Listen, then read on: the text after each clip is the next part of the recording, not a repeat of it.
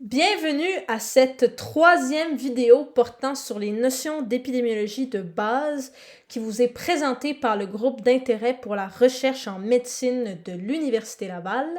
Aujourd'hui, on parlera de la fameuse valeur P. Alors, au cas où vous auriez manqué les sujets des dernières vidéos, voici un petit rappel, mais entrons dans le vif du sujet sans plus tarder. Donc, la valeur P, en fait, c'est la probabilité, dans le cas où l'hypothèse nulle serait vraie, d'obtenir une valeur aussi extrême que la valeur observée pour un échantillon. De façon plus claire, en fait, c'est en quelque sorte la probabilité que les résultats obtenus soient issus du hasard. Donc, la valeur P, par convention, doit être inférieure à 0,05 pour être considérée comme statistiquement significative. Si la valeur P est supérieure ou égale à 0,05, alors on considère que le résultat est statistiquement non significatif. Mais attention, une valeur P qui est statistiquement non significative n'est pas nécessairement cliniquement non significative. Ça veut simplement dire que les chercheurs n'ont pas pu démontrer une différence entre les deux variables qui étaient étudiées, donc on qualifie ça d'hypothèse nulle essentiellement. Alors, comment s'en sortir, sachant qu'une valeur P qui n'est pas statistiquement significative n'est pas nécessairement cliniquement non significative?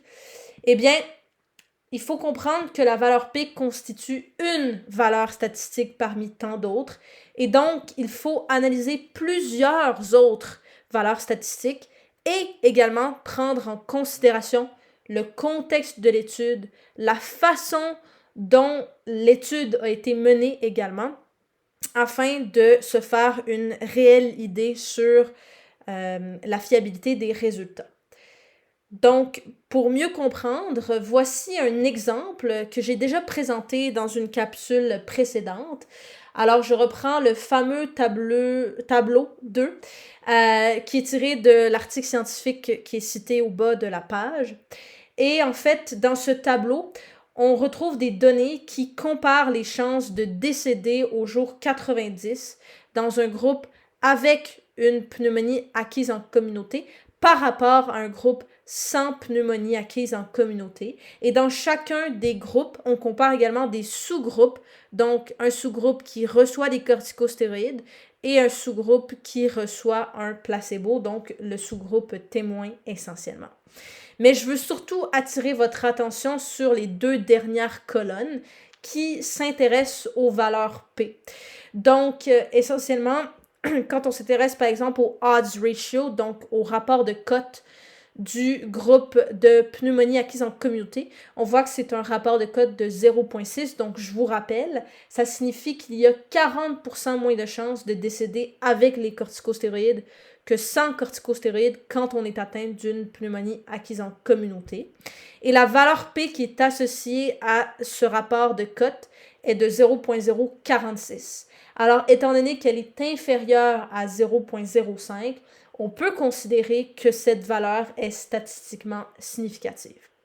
Si on regarde les autres valeurs P, on peut voir que plusieurs d'entre elles sont supérieures à 0,05, par exemple ici, quand on s'intéresse au nombre de jours sans ventilation mécanique jusqu'au jour 90.